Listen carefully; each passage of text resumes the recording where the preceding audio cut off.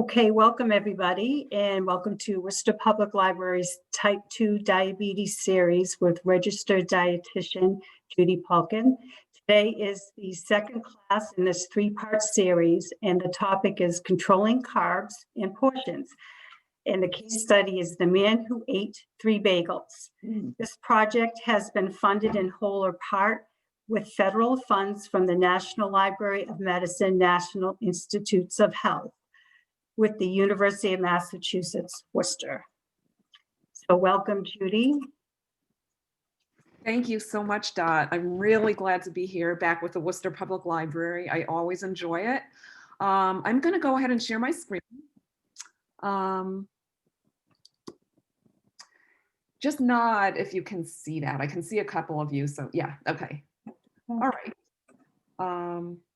So again, I'm really glad you're here. I'm really excited to see Kathy's chat popped up that said Indiana. Wow, you're here from Indiana. I appreciate that. That's nice. So anyway, this is session 2, but it doesn't matter if you missed the first one. And then session 3 will be in February on the 18th, and we'll talk more about sugary topics. So I want to emphasize that I do love to hear your questions and comments if you have any, and I will try to remember to stop midway through, and then certainly at the end, we can address any of those as well. Because you are registered, you'll get this information as a PDF in an email, so that means you'll get an image of all the information, so you don't have to feel you have to write things down, if you wanted to save that information. And as I'm talking, if you want to be thinking of a goal to work on, that would be great. At the end, I'm going to ask you to set a goal. You don't have to share that with everyone, but you can if you want to. But setting a simple goal is always a good thing. So just to recap from the first class, which was last month, just if I could recap it in like 2 sentences. Diabetes was once rare, like around 100 years ago, and now we describe it as an epidemic. And I'm talking here about type 2 diabetes. It's like an epidemic. It goes hand in hand with our lifestyle. And so last time we talked about really healthy food choices if you're diabetic or pre-diabetic, and those would include eating lots of vegetables, choosing whole grains and legumes like beans and peas and lentils, having nuts and seeds, and good fat like olive oil. And also being sure to get soluble fiber like you find in oats and barley, for example. This time we're going to talk in particular about controlling carbohydrates and portion sizes. I do want to mention, as I mentioned last time, that if you're on a medication like insulin or sulfonylurea, which is a drug like diabinase or oronase, and if you're planning on making big changes to reduce your blood sugar, please talk to your doctor about it, about how you'll monitor your blood sugar, because you don't want it to go too low. So let me just say that controlling the amount of carbs you eat is one of the most important things you can do for your health. And we see some nice carbs here on this tray, like bagels and muffins. I read this last time, but I'm going to read it each time because it's so important. For anyone with pre-diabetes or type 2 diabetes, the most important things you can do with your diet are eat lots of vegetables, the non-starchy ones, like, for example, lettuce and cauliflower. Minimize your consumption of added sugars. It doesn't have to go down to 0, but you should just, reduce it if it's excessive. Minimize your consumption of refined grain products like white bread, for example. Choose whole foods rather than highly processed foods.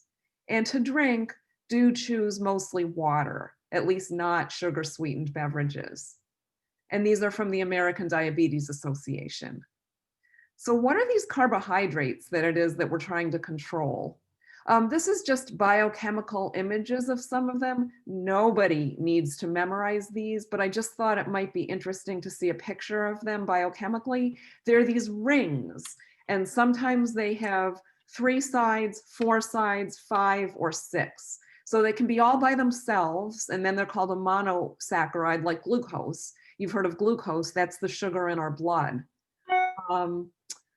there's sucrose, there's disaccharides where there's two of them kind of glommed together. So sucrose would be an example of one of those. That's table sugar. It's a glucose and a fructose. And there's long chains of sugars. Sometimes there's thousands of them together in chains. And these are what we call starch. So when you have starch, like in white pasta or something like that, it's these long chains of sugars that get broken down in our body by enzymes. So these are the carbs, and included in that would also be like fiber. Fiber is non-digestible carbohydrate. So I want to point out that we do need carbohydrates. They should be part of a healthy diet. They provide us with energy to function and grow and heal if we need to heal from something. So why would we want to reduce the amount of carbs that we eat? Why is this a big thing? So I can give you several good reasons, and I'll do that right now. If you have diabetes, or if you are at risk of becoming diabetic, like maybe you're overweight and you have a family history, or your doctor has told you, your blood sugar is a little high, carbohydrate restriction has the greatest effect on decreasing blood sugar, more than anything else you can do, except for maybe take some of the medications. But you want to avoid medication if you can, or reduce it if you can. Having good blood sugar control, so that's called glycemic control, like having a good hemoglobin A1C, is the best predictor of complications. So in diabetes, there can be really serious complications, like to your heart and your blood vessels and your kidneys and your eyes. So by having good control, you reduce the chances of that happening. People who have diabetes who go on carb-restricted diets sometimes reduce and eliminate their medications, which is very exciting. And also, if you just need to lose some weight, carb restriction is one of the best interventions for doing that. So we know that it's a really good thing. So let's get started with how we do it. If you're going to reduce carbohydrates, you should pay attention to and focus on your protein sources. Make sure to have a good protein source really at every meal. And I haven't listed them all here. There's lots of protein sources, but some of the better ones would include poultry, fish, eggs, cottage cheese, yogurt, and tofu. So you can see there's some plant ones there and some animal ones. Also focus on having healthful oils, like I mentioned, olive oil, in particular, extra virgin olive oil. And choose lots of vegetables that are low in carbohydrate.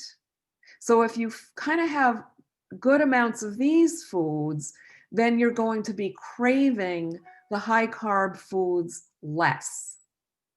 So you don't have to go low fat. You can use generous amounts of nuts and seeds and avocado and olive oil in your diet.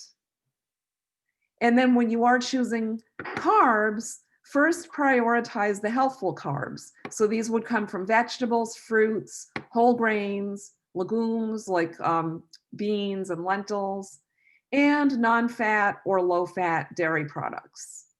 And then after you make sure you have those, then you can pick your other more treat carbohydrates to fill in.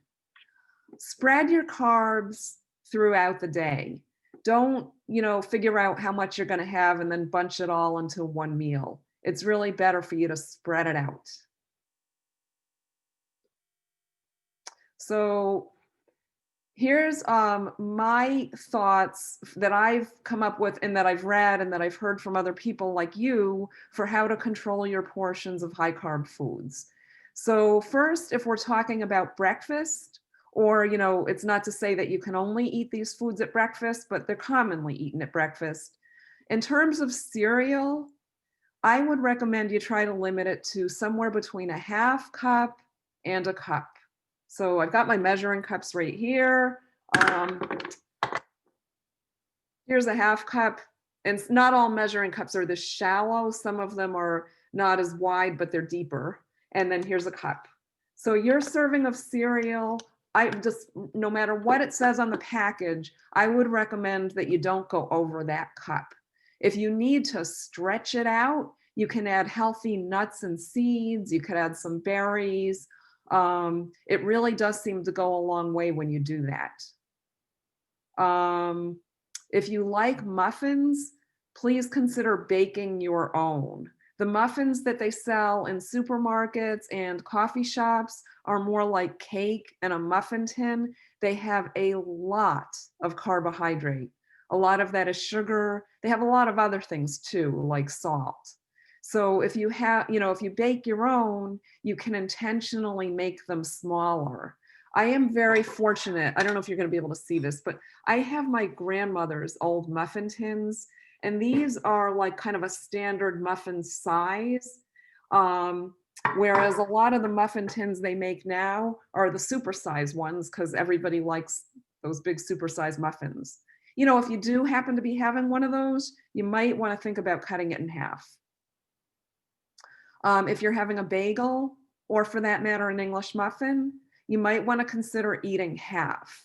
And before you start thinking that's not enough, I'll be hungry, realize that it's not the only thing you're having. If this is part of a meal, let's say you're having some cottage cheese or an egg or two, or some fruit or something else. So the carb isn't supposed to be the whole meal. And one big bagel can be like several slices of bread. Okay, moving on to sandwiches and wraps, which I know a lot of people really like. If you really need to cut back on carbs, try using one slice of bread. So no matter what kind of sandwich, like let's say you're having, like a turkey sandwich or a peanut butter sandwich, have the same amount of whatever you're putting in it, but just get it all between 2 half pieces of bread. You can do it. You might also instead want to try light bread. And I would urge you, if you're going to do this, to buy the light whole wheat bread. It is out there. There's not as many that are whole wheat, but it is out there. The way they make light bread is they simply add extra fiber or they fluff it up with more air. So it's kind of like a little trick, but there's nothing wrong with it. It's great. And then that way you could have, if you want, your 2 slices of bread, but it's like you're having 1. And finally, instead of buns and wraps and tortillas, and for that matter, bread, you might want to consider wrapping whatever you're having in lettuce, kale, or cabbage leaves. Now, I know that sounds extreme. So that's if you're really feeling you need to cut back on carbohydrates, or maybe you're having something else in the same meal that's high in carbs. Like let's say there's a pasta salad. So you decide you don't need the wrap. You might, wrap your whatever, your turkey in kale. I hope that's making sense. It's a great way to get in more vegetables and to cut back on carbs. Moving on to pasta. So everybody loves pasta. I'm aware of that, or most people do anyway. So I recommend, just like with your cereal, that your serving of cooked pasta be somewhere between a half cup and a cup. And you know yourself, like you might know that for yourself, a half a cup is enough. And you might know that you're not going to be happy with that and you need the full cup. Or, maybe even more. Maybe you just went out running or something and you feel you need more. But this is a general guideline. So on the package of pasta, they pretty much all seem to say that 2 ounces is a serving and 2 ounces makes 1 cup of cooked pasta. So that's helpful if you're weighing it. Like if you have a food scale and you want to weigh out 2 ounces, then you'll know that's going to be a cup. But if you want to not make too much, here's some other guidelines that I got from WikiHow 2 recently. So pasta generally doubles in size and weight when it's cooked. So if you're using a macaroni type pasta, you could measure out literally like a quarter of a cup and know that you're going to get a half cup when it's cooked. Or if it's a spaghetti or fettuccine or vermicelli, a long pasta, you make a circle with your thumb and your forefinger, and a 2 ounce serving will have a diameter of about 7/8 of an inch, which is a little bit less than a quarter, a US quarter, the coin. So in that way, you can just make the right amount of pasta if you know that you're likely to overeat if you make too much.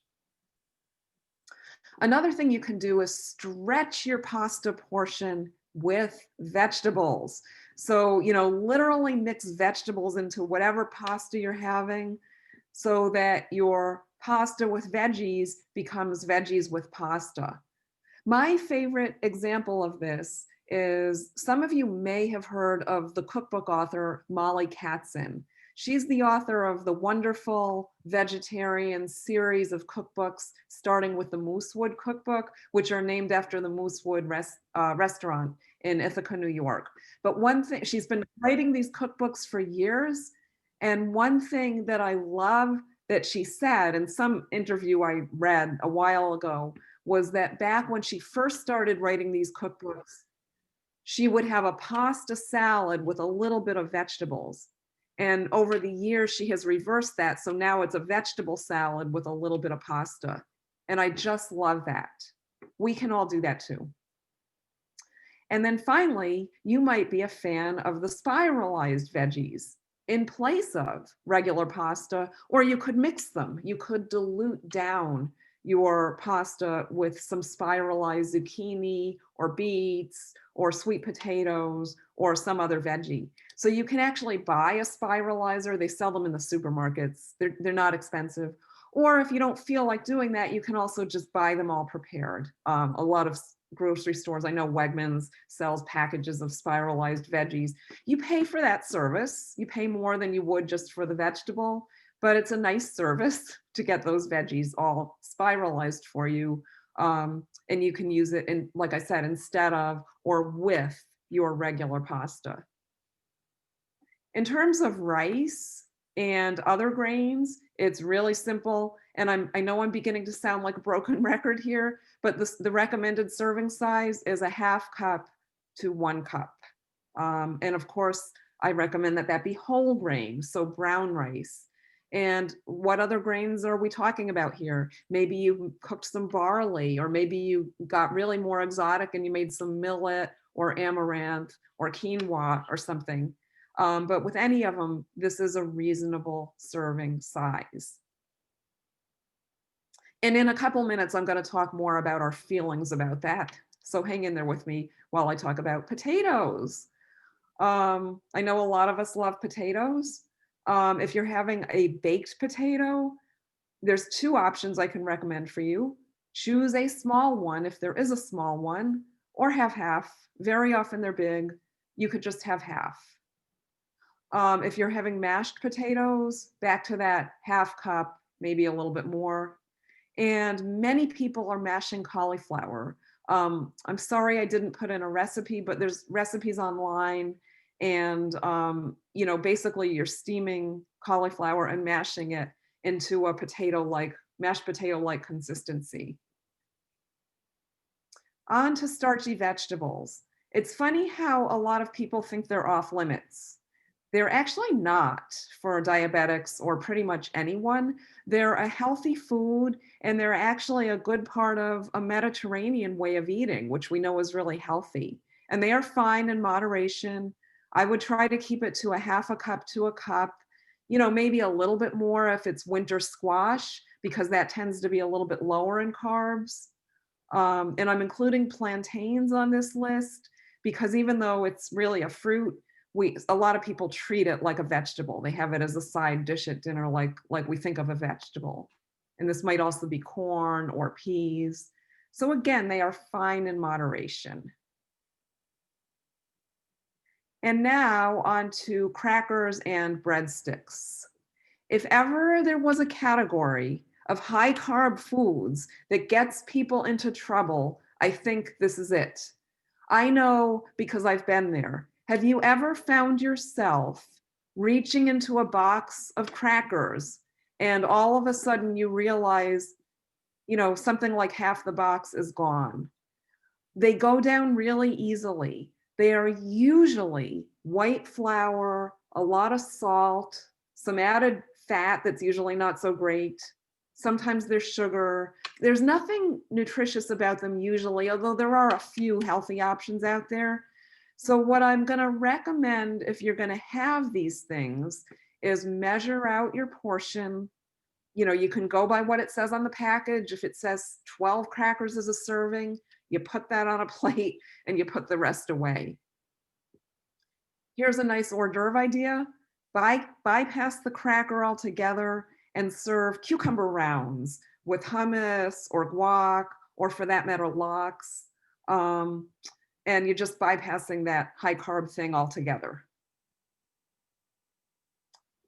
So a key to success with cutting back on your portions of high carb foods is to measure out your portions, not just of the crackers and the breadsticks, but of everything. Measure out the portions ahead of time.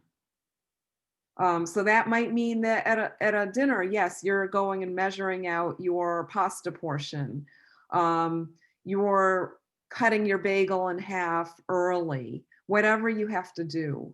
Because, you know, if we just see a big serving plate of these foods, often it can be very tempting to overindulge in them.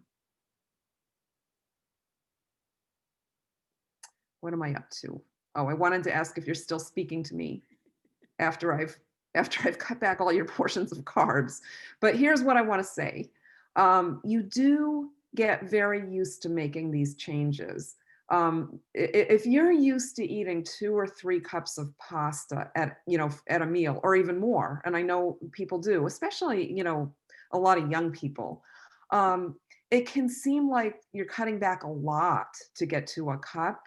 But over time, you get really used to it, and it would seem odd to have that big heaping plate of pasta, like they still serve at restaurants that serve pasta, for example. But please share with us, either in the chat box or in just a minute, I'll share the screen, and share with us if you have found that you've gotten used to making these changes, or not, if you struggle with it. But I also find, I think some of it is aging. I find that the older I get, the less I need. I still need, you know, a good amount of food, but it doesn't all have to come from a high carb food. So, you know, I hope that you have found, or you will find, the same thing.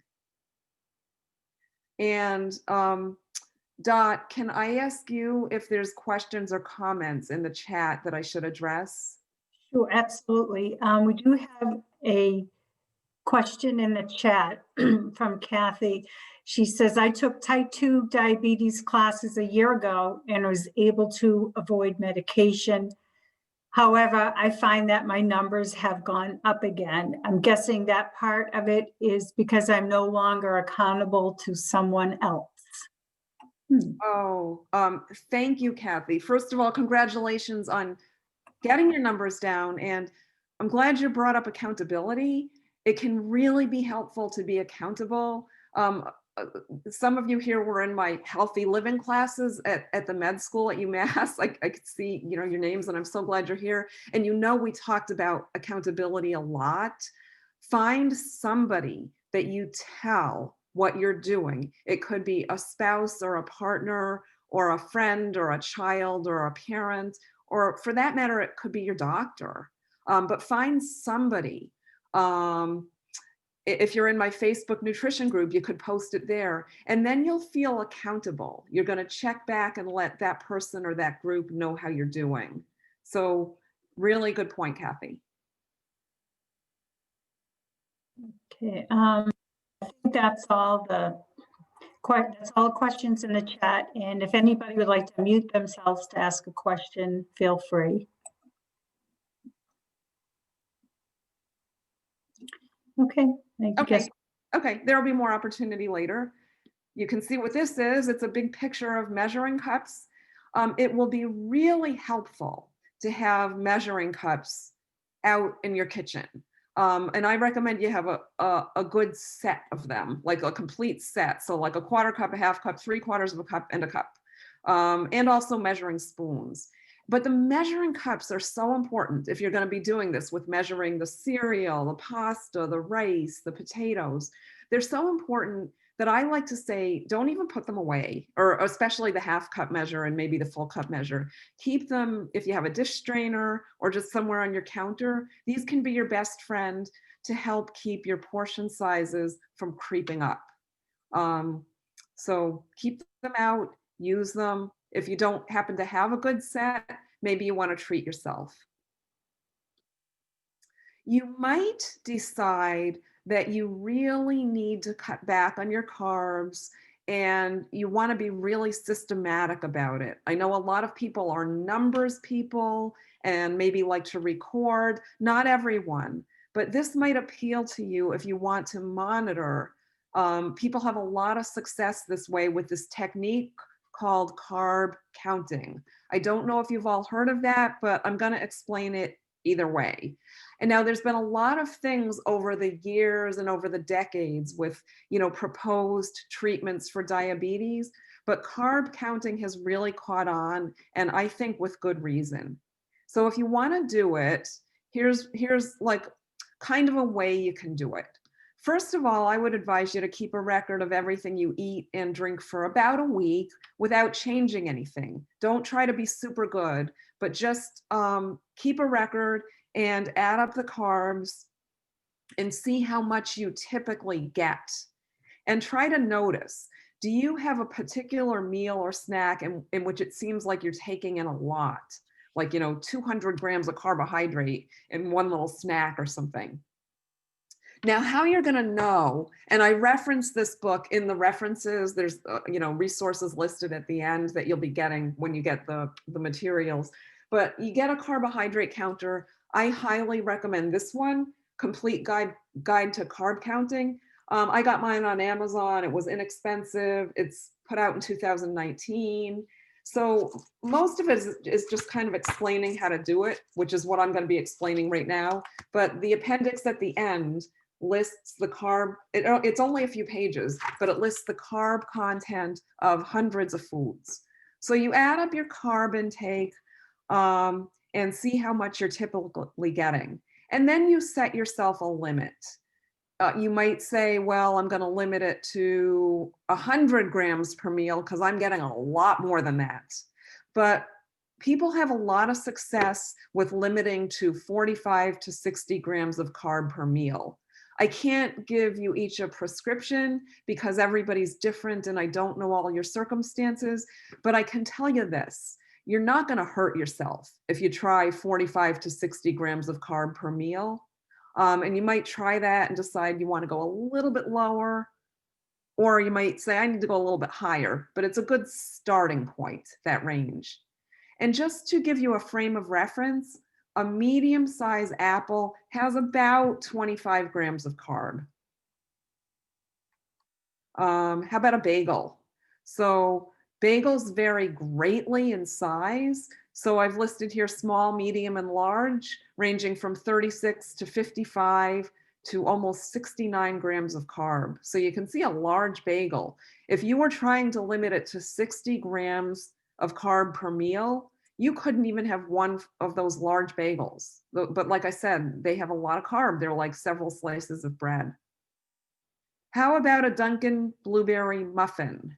77 grams of carb. And some people think these things are healthy because they have blueberries in them, but it's really like a big piece of cake, and that's a lot of carbohydrate.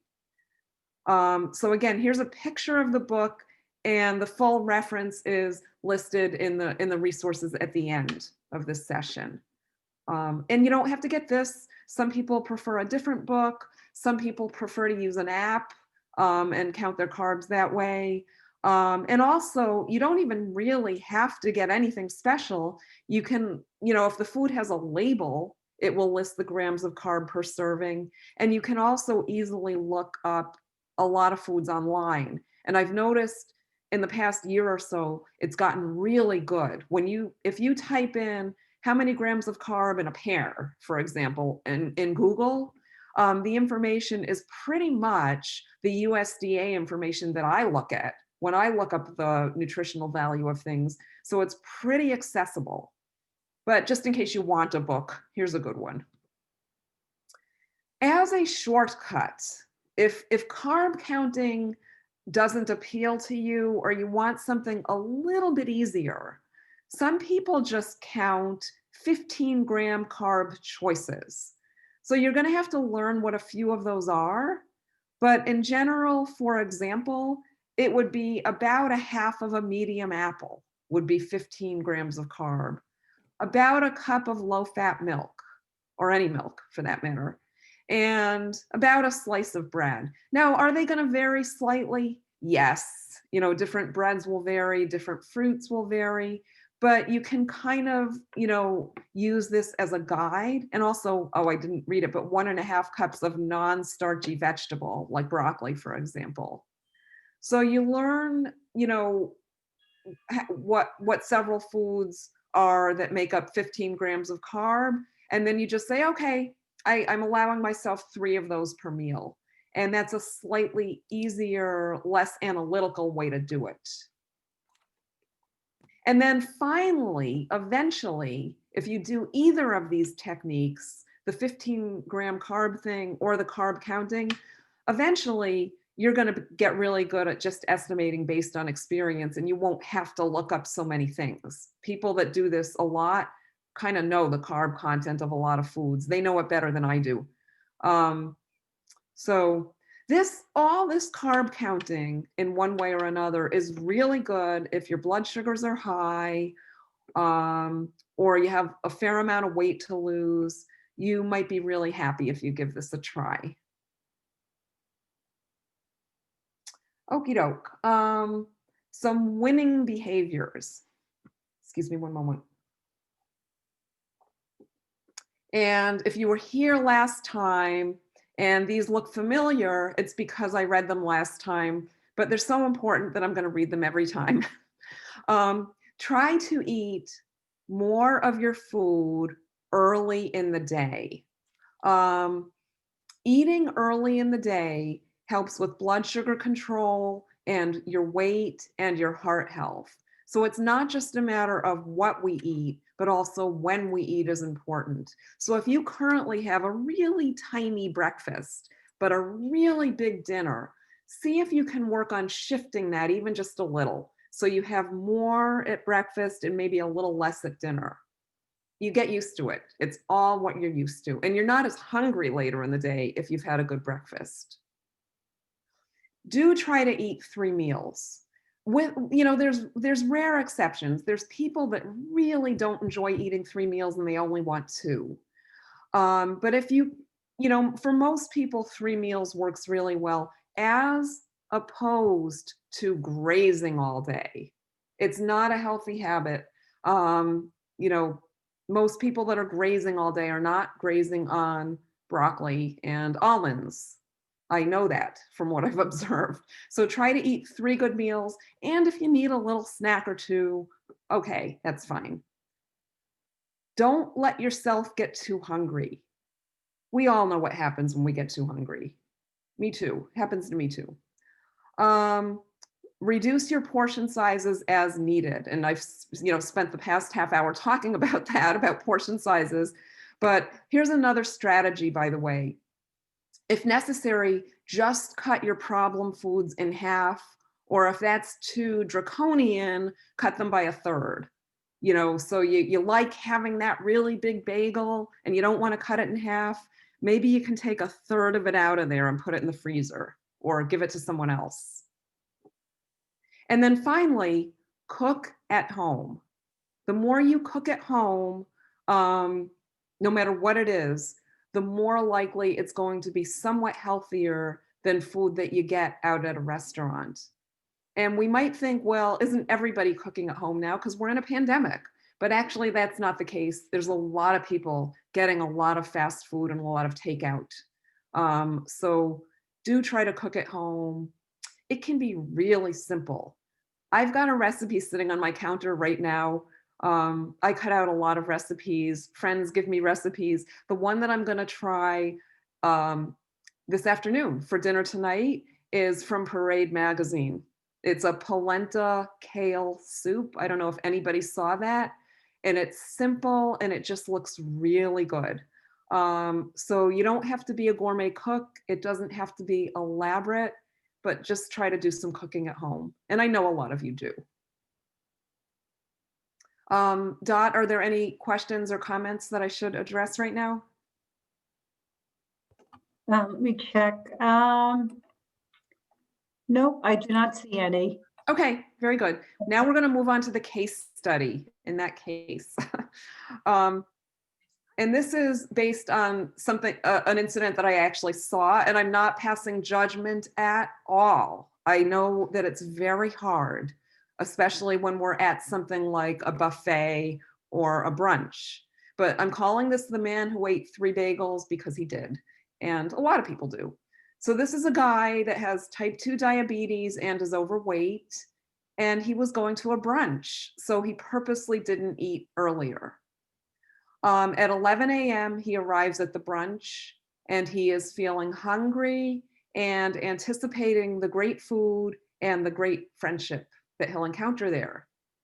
He loads his plate with things like scrambled eggs, fruit, and a bagel with cream cheese. He eats quickly while he's chatting with his friends with great animation. He goes back to the buffet table for seconds. He comes away with another bagel with cream cheese, more fruit, and a couple of squares of cake because it's there and it looks really good. And then he eats and he spends a long time talking to his friends. And then people are starting to leave and he notices that there's a lot of food still on the table. Most of the people have left, and what to do? He goes and gets one more bagel. So I don't exactly know what his thoughts were, but I'm speculating that there was a mixture, and this would all be common. He might have been telling himself, I didn't have breakfast after all, and I won't eat again for many hours. I'm not having, this is a combination of breakfast and lunch, and I'm not eating again until dinner. It seemed like everyone else was doing the same. People kept going back for more. It's just an occasional event. And then finally, I know it wasn't smart. It's not good for my health. So, and it's not. So I guess what I'd like to hear from anyone is if you can think of maybe something else he was thinking, or if something like this has happened to you, or what he could have done to have maybe had a better, healthier outcome. So give you a minute to think. And if you want to, turn on your video and raise your hand, or if you want to put something in the chat box, anything is fine.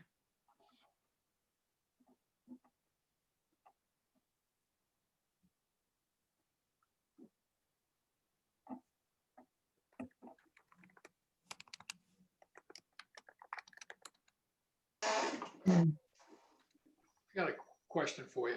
Sure. I think, a brunch or a buffet, he's got 2 strikes against him to begin with.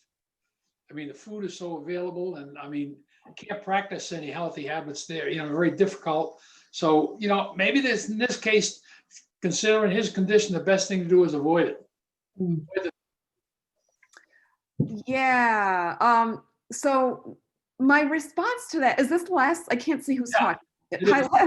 So what I want to say is I do recommend people who are struggling with weight and diabetes, don't go to buffet restaurants unless you have ironclad will. It's not good, and you're right about that.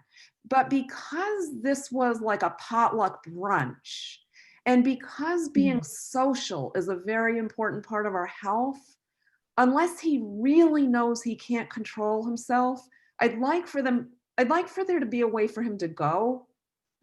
So yeah. How could he go, but not? Judy, it's Ruth. Well, he could eat things beforehand, and hopefully that would cut back somewhat on his appetite or desire to eat. Yes, Les, he could. If he had a little something before, that could have taken the edge off his appetite. Drink a gallon of water or something like that. That would help too. A gallon is a bit much, but I see what you mean. Ruth, did you have something? I was going to say just the same thing. If he had had a small breakfast earlier so that he wasn't as hungry, And also maybe planned, knowing it was going to be a brunch, kind of planned on what he was going to at least try to eat, in smaller amounts than just going and loading his plate up. Yeah, you're both right. I mean, he was probably really hungry. If he Yeah. arrived at 11 and let's say he wasn't eating till what, 11:15, you might be really ravenous by then. So having a little something with fiber, like, a big carrot and big glass of water, like you say, Les, would take the edge off. So yeah, he's still going to want some of the delicious food, but he's not going to be quite as ravenous. But he I'll didn't also- he didn't have a plan though. That's the problem. He didn't have a plan. Yeah, right. I also think that there probably were some healthier things on that brunch that he could have gone for, but he didn't. Yeah, like what, maybe? I'm willing to bet that there might have been some salad. Yeah, good point. Good point. There might have been a vegetable platter. And you know what? Very often brunches like this, not always, but very often they're potluck. And it's a good idea to be the person that maybe brings a big platter of vegetables, if only for self-preservation. Right. Yes. There's a couple of comments in the chat. Judy, I'll share.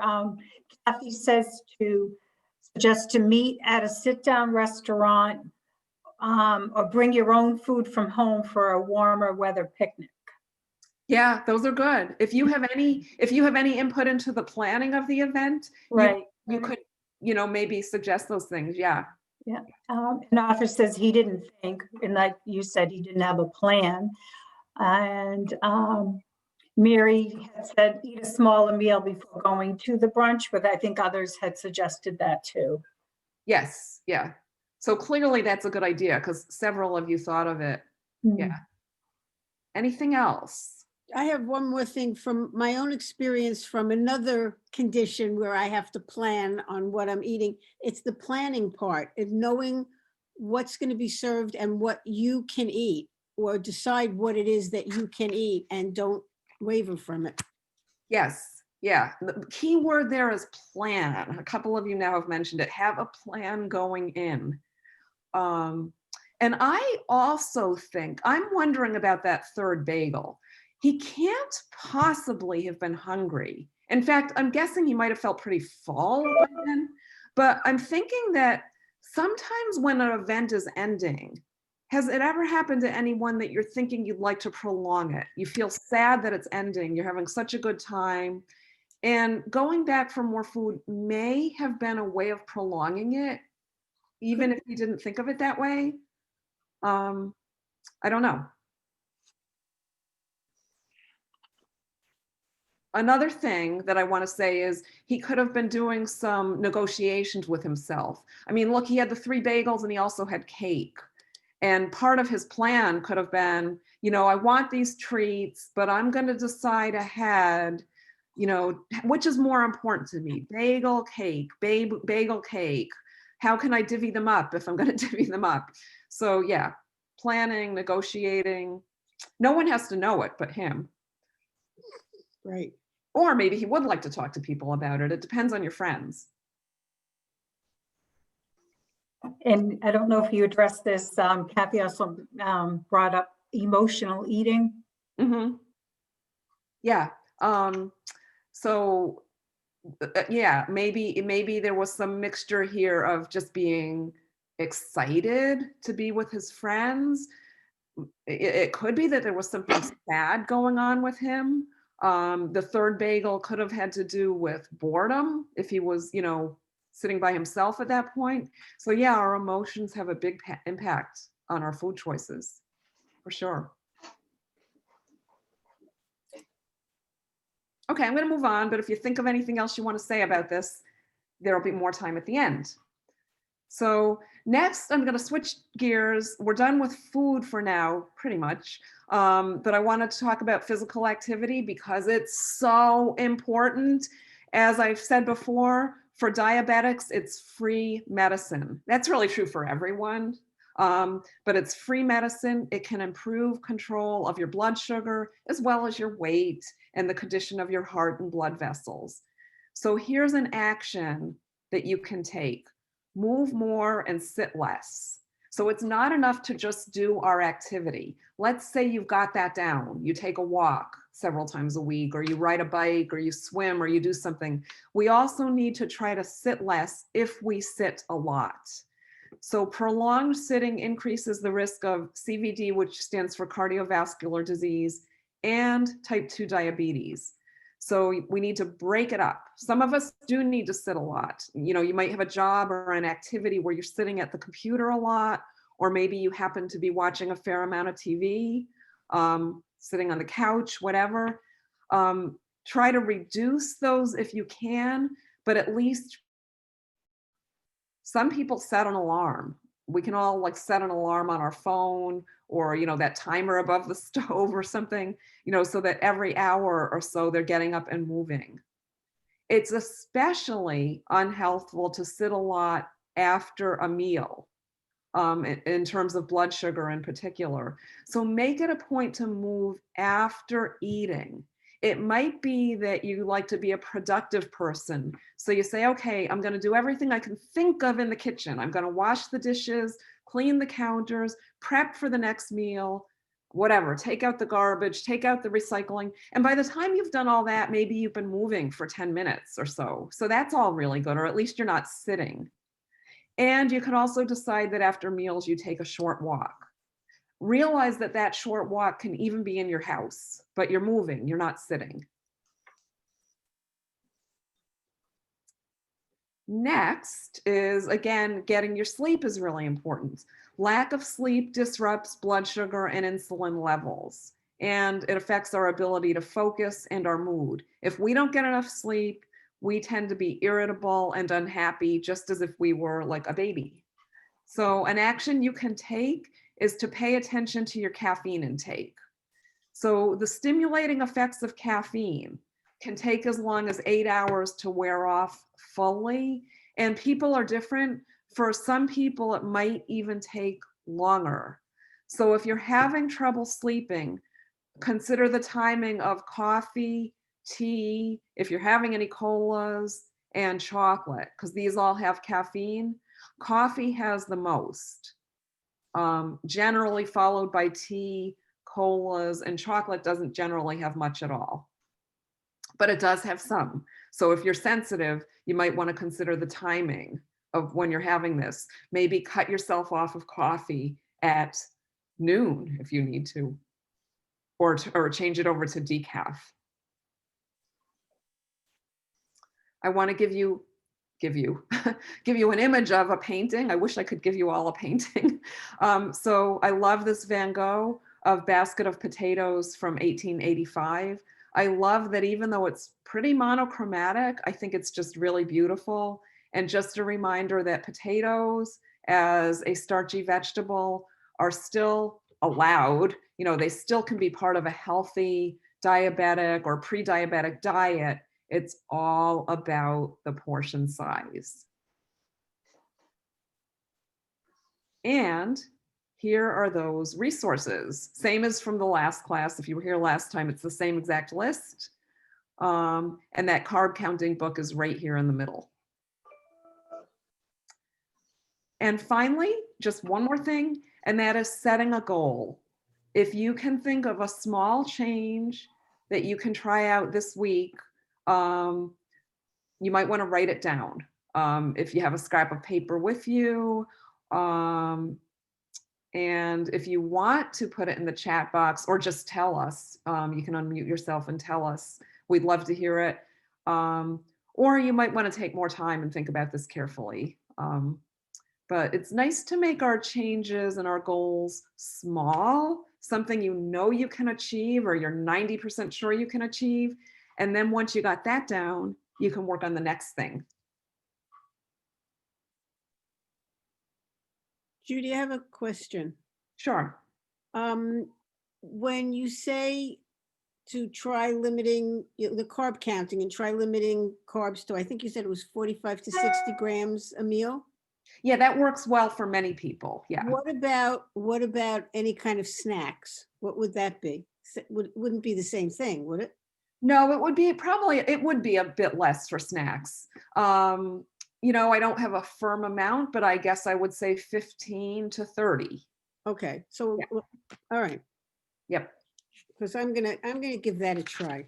Oh, good for you, Ruth. And I'm happy to, you know, talk to you about that anytime. Okay. Anyone for that matter. Come to my Facebook group, which is on the sheet. Anyway, Yeah, there's a comment from Kathy. My challenge is eating healthier while living with someone who doesn't, meaning I need to make separate meals, which I don't always feel like doing. Same here. oh, yeah. Yeah. Does anyone have any insight they want to give to Kathy and Ruth? I can tell you some things that I've done. Yeah. Ruth again. I've been doing this, been going on for years. For example, I made a turkey meat sauce for pasta. And instead of having the pasta with it, I had brown rice. So it's cooking a little extra, but not two separate meals. And sometimes I do just two separate meals. Yeah. I will make things that will both eat, but make a little bit more and freeze it so I can just defrost it for my husband and I make something else for myself. So I'm not cooking two meals at the same time, just heating one up.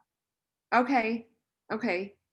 And I know you're a really good cook, Ruth. Anyone else? Anyone else have any ideas for this scenario? Unhealthy eater with someone who's trying to eat more healthfully? Well, I do. Okay, it's just like we tell parents of young children, you shouldn't have to cook two meals. You know, like unless you know, if someone has a food allergy or something, that might be a different matter. That is, but like if there's someone who just wants something different, I think if you're doing the cooking, you get to have a big say in what gets cooked. And I think you can accommodate the other person, like the person that wants, you know, the less healthy meal by maybe preparing one thing for them. I don't know. I'm just going to throw this out there. You heat up some frozen French fries or something to make them happy because that's what they want. But you otherwise make the rest of the meal really healthful. You know, I know in my household, which right now it's just me and my husband home, he wants more meat than I do, you know, and I'm including like even fish and chicken in that. I want more vegetarian meals in general. So what I will sometimes do is just make him a salmon patty, like a salmon burger, and then I'll serve it with whatever bean casserole I've made. I don't know if that's helpful for anyone. Probably not. Or you could make a big pan of chicken and then freeze those pieces separately.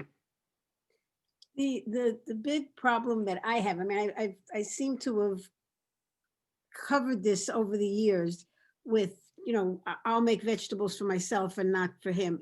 I find all kinds of recipes that are chicken or meat or fish, or forget tofu, but chicken or meat or fish that include a lot of vegetables, but my husband won't eat them. Does Won't he? eat the vegetable part. Okay. So it's like wasting my time almost making. I've made separate stuff, again, separate stuff for myself and frozen it. But when you're doing something that's a chicken with vegetables, I'm not going to do that. So there are a lot of things that would include a lot of vegetables that would be helpful to me, but he'll pick the pieces of chicken out and that, you know. Yeah. So. And, you know, I don't think like as adults, you know, that people are necessarily going to change too much if they're very set in their ways. So it's nice that you accommodate him. He has added some things to his repertoire over the years. When we got married, his mother said, "Oh, good, now you can feed him." So he's been a picky eater all his life. So, and my mother said, "No returns, no refunds, no exchanges." But you know, it gets a little frustrating because there are all these recipes that I see. I mean, so many on the internet and on your site and your Facebook page and, you know, all over the place. But I just don't do them because then I'll really be making two separate meals. I guess, my suggestion was that you cook something little separate for the picky eater. I guess another way we could approach this is that you make what you want, the big thing with the chicken and all the vegetables mixed in, and you freeze it in little aliquots for you, and then you combine that with, for a meal with something that you cook for him that's more plain. Right. Yeah, it Right. comes back to planning. Yeah. Planning and freezing. And it's a little harder right now. It's with, I think I think a lot of people are getting very tired of cooking every meal. So, Yeah. It's nice to treat ourselves sometimes and get takeout from a restaurant, to try to order something as healthfully as we can, get takeout. Sometimes when they're big, you can get 2 meals out of it. Mhm. And it's nice to support some local restaurants if you can. And it helps to break it up, because as you say, for some people, this is getting really tiresome. It is. We do a little bit, not as much as some other people do takeout, but we do occasionally. Yeah. Any other thoughts about this or anything else for that matter? Okay, well, my next 2 classes, if you're interested in that coffee caffeine thing, coming up on February 13th, which is a Saturday, I'm going to do one called The Case for Coffee. It's going to be hopefully a fun class about coffee. And then on Thursday, February 18th is the 3rd diabetes class. We're going to talk in a little more detail about sugar and other sugary topics. Yeah, and I did post the links to both of those classes in the chat for people to register, as well as the link for our online survey. We appreciate people can fill that out because we like to hear feedback. And also there's our cooking resources blog. It's healthy nutrition and healthy cooking resources blog. And you'll find some recipes in there as well. Thank you, Dot. And thank you so much, everybody, for coming. I'm really glad you were all here. And It was a good class. People say thank you. Thank you from Oh. Kathy. Thank you from Mary. Thank you, everyone. Thank you so much for coming, and stay healthy. And I hope to see you again soon. Thank you, Judy. Thank you, Take Judy. care. Thank Bye, you. everybody. Bye, everyone. Thank you.